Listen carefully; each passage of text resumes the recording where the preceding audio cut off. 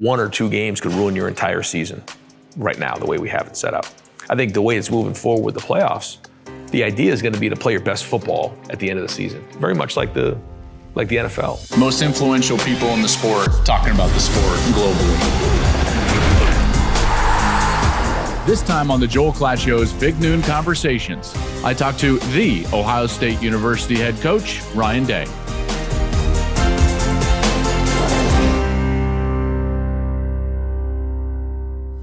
Coach, thanks for your time. I appreciate you being a part of this really special series that we've got. Most influential people in the sport talking about the sport globally. I would love to start with what you think is going right in college football, because to be honest, it's not talked about a lot right now. We all focus on the problems, and we certainly will get into those a little bit during our conversation. But what do you think is going right now?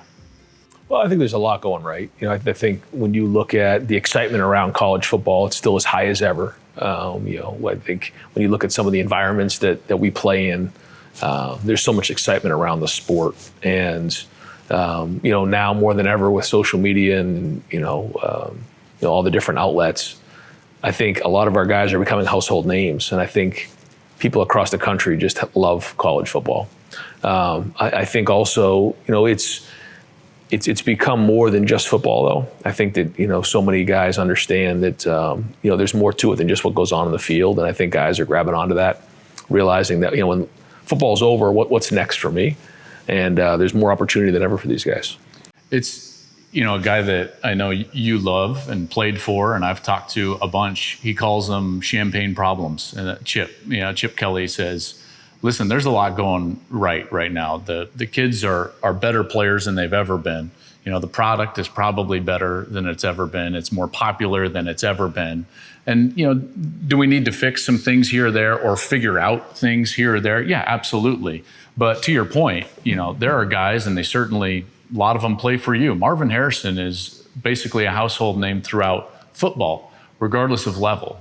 And I think that that's a great thing. And I also think it's a great thing right now that we're starting to see college athletes have real impact in their own communities through NIL relationships and all sorts of community involvement. And maybe that was happening before, but I feel like it's more talked about now and more visible now. So couldn't agree with you more. Now, the hard parts of the sport, though, are there. And they certainly, I'm sure, weigh on you as the head coach. I like to call them CEOs of an entity. And they're much different than when you first got here as an assistant under Coach Meyer. What's changed the most for you since you got here to Ohio State? I think when everything, I first got here, you think about like where things were and then where things are now. But I think the thing that stayed consistent is that every year there's been a lot of change. It really started early on. It was a big change for me to come here, and then it was a lot of change in 18, and then my first year in 19. Then there was COVID, and now you have the transfer portal, you have NIL. So one thing that stayed consistent is change, and things move faster now than ever. I saw or heard something that our guys now process more information in a day than they would in 1776 in a whole lifetime. Things just move faster nowadays. And so you have to be willing to adapt. And it's something that early on that I embraced was like, things are not just going to be the way it used to be. And to think that that's going to happen is to set yourself up for failure. So, sometimes you feel like you're driving without brakes going down the highway, but it's part of the process. I think it's part of the environment. And I think a big part of it is how competitive things are. Sure. When you're in an environment where things are so competitive, it's gonna change really fast. And so, being adaptive is important. The scope of change, I think, is drastic. This has always been a sport of quick cycles, just because of the nature of the sport, and the kids are only here for, a lot of them in your program 3 years, but 4 years and 5 years. So there's always going to be quick turnover, and yet you throw in what I would deem as a fire hose of change of the transfer portal and NIL, and it just comes like barreling down. It was like an avalanche on college football. How in the world do you try to wrap your arms around that? like you said, it's coming on the heels of COVID, and then those two things, like you said, really makes it a challenge. I think we have to try to do the best we can of bringing everybody together in the sport. I think when different conferences come from different points of view, that's a challenge. But when everybody can come together as one, I think that gives us the best chance. I say it all the time that college football, the way it is right now, there's no precedence. There's no benchmark. There's nothing really to compare it to. I think we have to do something to get ourselves somewhat in line with some sort of a structure, whether it's like the NFL. Not that we're going to be the NFL. We never are. We're collegiate.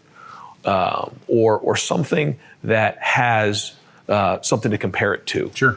We don't have that right now. So we're constantly going through and trying to blaze new paths. And anytime you have that, there's going to be chaos. There's going to be hard feelings. Do you think it's closer now than ever to start at least looking at the blueprint of the NFL because of NIL, because of the nature of now the way that these players have become more famous? Now they're getting dollars, and rightly so, on their name, image, and likeness. And now maybe the powers that be in our sport are more reticent to look over and be like, you know what, the NFL does this pretty well. Well, we have the model right there. It's right there. It's right there. And I think people are hesitant to say that because we are collegiate and it is college athletics. But these guys have been doing it for a long time and they know what they're doing. They have collective bargaining agreements. They have players associations. They have a playoff system in place. They have so many things that we can grab onto, like you're saying. Not that it's ever going to be the NFL, it's not. But I think the more times we can look to them for how they've solved some of these issues is going to be important. I'm a firm believer in all walks of life that there's nothing new under the sun. Those that came before us, now we might be doing it at a faster pace, yep. But everyone throughout history has dealt with similar problems, whether it's culturally or in our sport. And the NFL dealt with very similar problems. One of the things that I think is a necessity, and you touched on it, is this move away from viewing college football in silos, right. Big Ten, SEC, Pac-12, whatever it is, and starting to view it more as a whole. And the reason that we can operate in silos right now is there's no overarching governing body over college football. People say NCAA. The NCAA is not an overarching governing body over college football. It's an overarching governing body of like a million sports and players of all walks. Do you feel like we need a college football governing body that just oversees this sport and tries to look out for the whole rather than the silos? I think eventually there's a great chance that something like that can happen. I think that when, again, you look at structures that are out there that compete in this type of environment, that's typically what happens. I think we know what the challenges are. People come from different points of view, different parts of the country.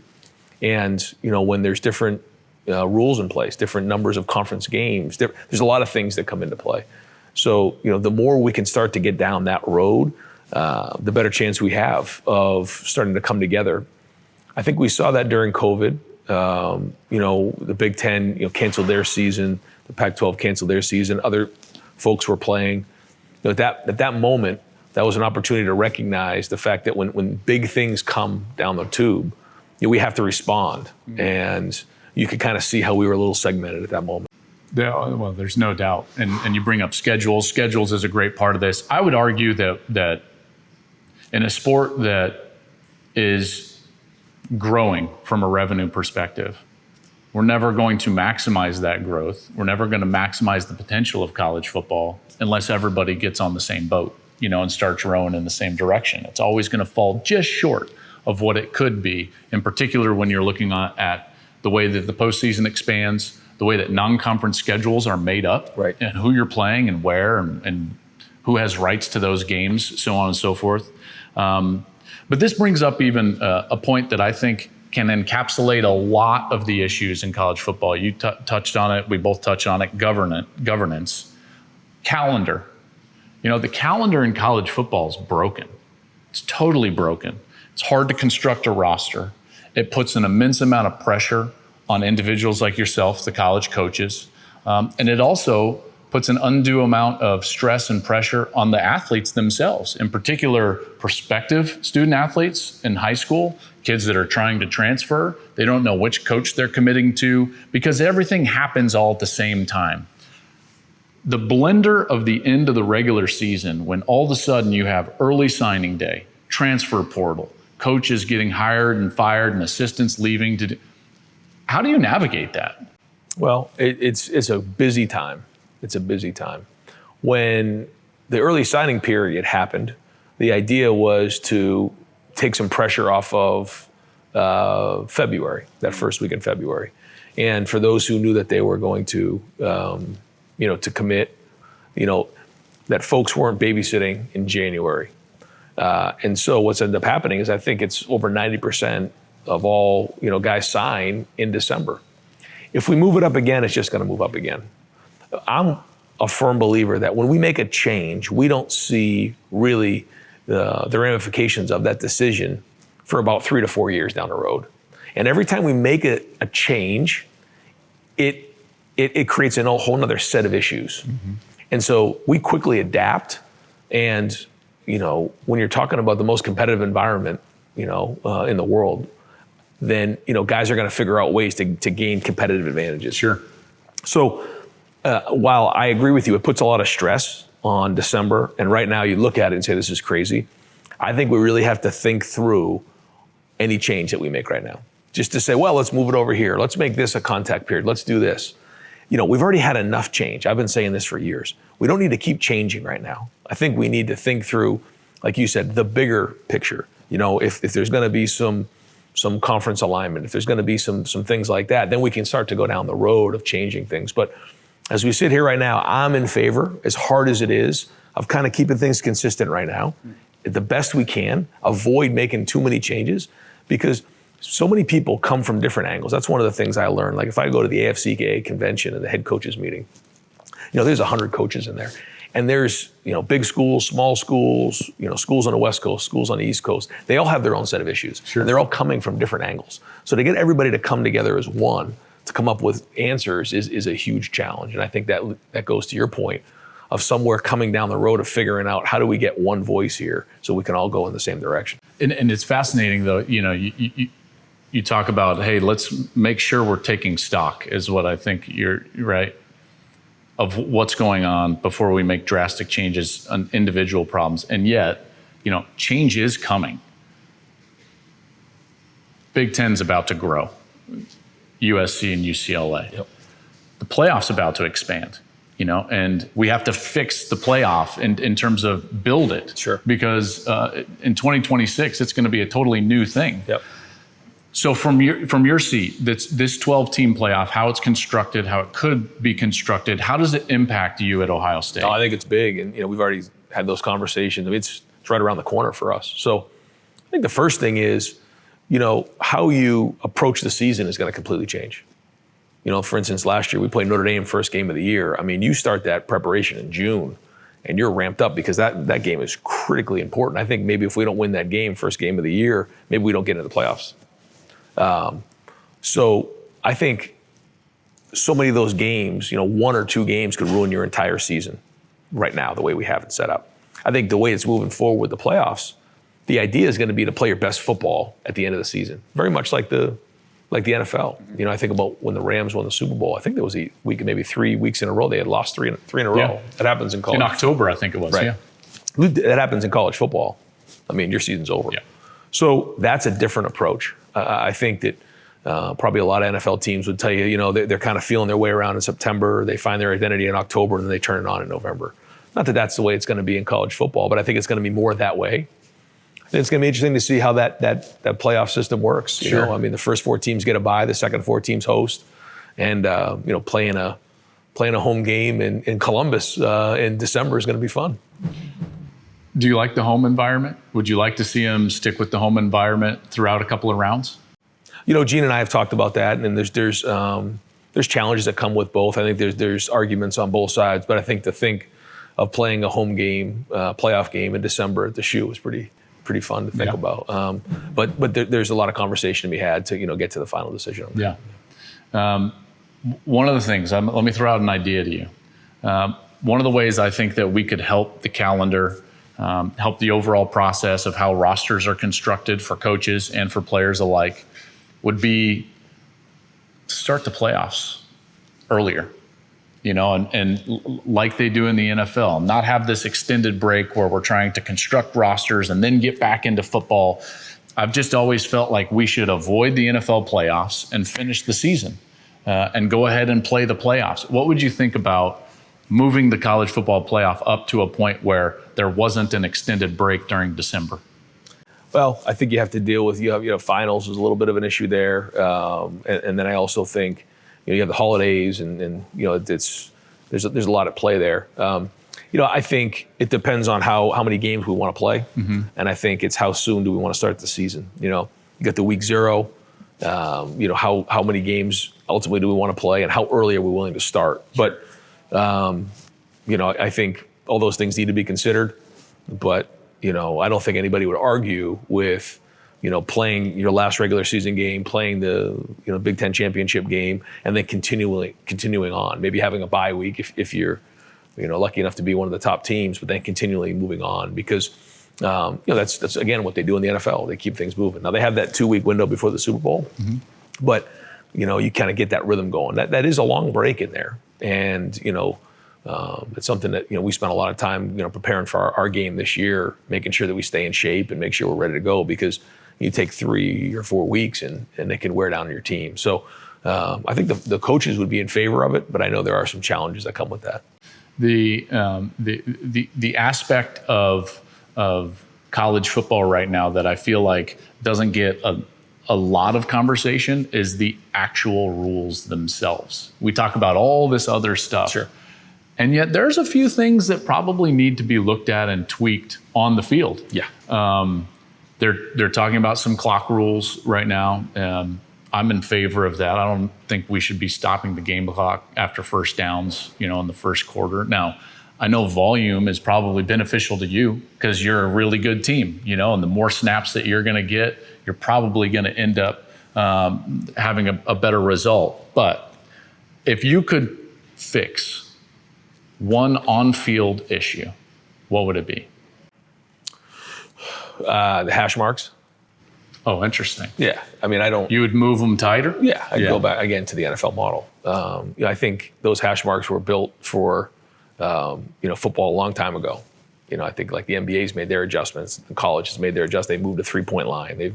They've made adjustments. We haven't. And I think now today, with the type of athletes that we have, they're faster, they're bigger, they're more powerful. Putting the ball in a hash mark is just putting everybody in a smaller area of the field, and we're not playing, outside the numbers to the field. I think putting the ball in the middle of the field, more like in the NFL, opens up the entire game. I thought for sure we were about to get into targeting there. Yeah, well, that's a little too soon. Right. Too soon on that one. Understandable. I will ask you about that rule, the targeting rule. It's obviously achieved what I think the intent was, which was change the way that defenders defend and the strike zone. Everyone talked about that early. Sure. Now it's morphed, though. Right. It's morphed into a problem because it's tough to officiate. People don't really understand why calls are made, why they're overturned, why they're upheld, Yep. all of those different things. So, from a coach's standpoint, how frustrating is that call? And I know this is probably too soon. Yeah. Not that specific call. I'm just saying the rule in general. And how would you go about trying to alleviate it? I think the first thing is it has to be common sense. I think that's to your point. We're getting so much into the weeds on this that we've lost where we started on it. And what was the reason why we did this? To protect young men. Mm-hmm. And so, if someone's launching at somebody's head and they're unconscious on the ground, that's not what we want here. And so I think sometimes, we get into these slow motion things and we start to get so, caught up in the little details of everything. And it's not realistic sometimes watching it in slow motion.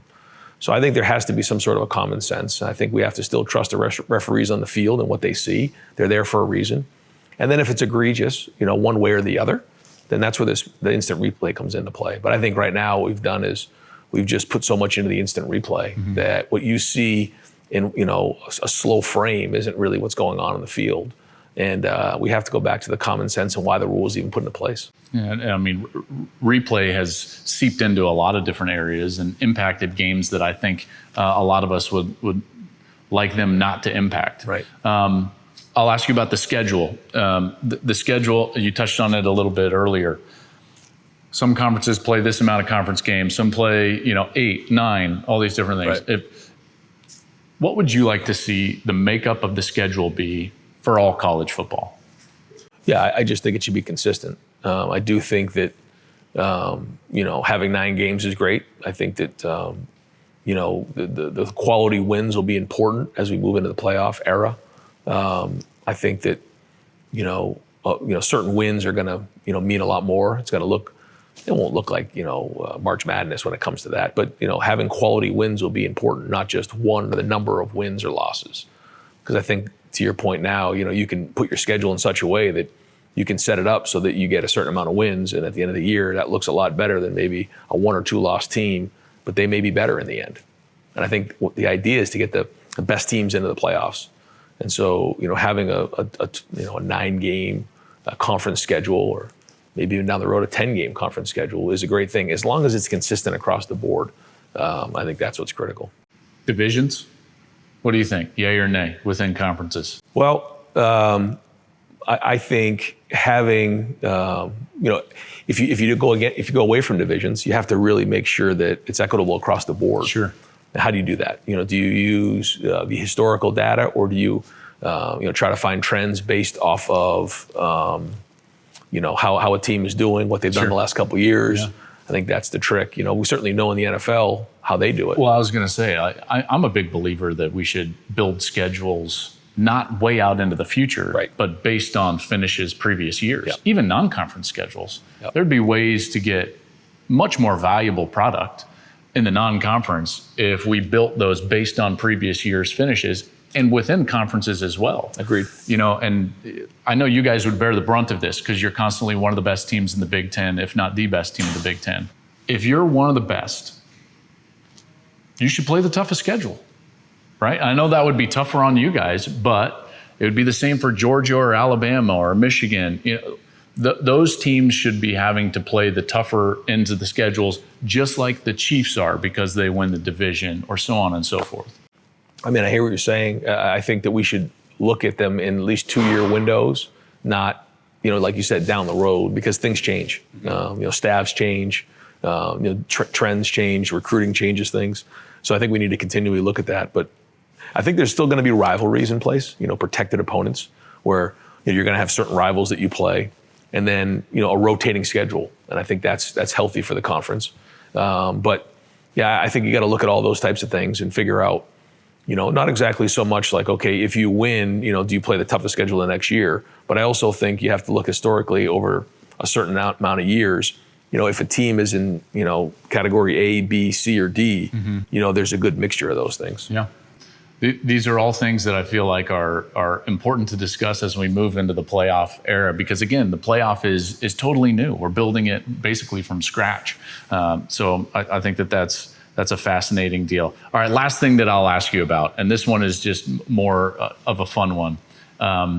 Is there a coach in the country right now that you look at and you're like, I really respect what he's doing. I appreciate what he's doing. It's tough playing against his team. Is there a guy out there? Oh, yeah, there's a lot.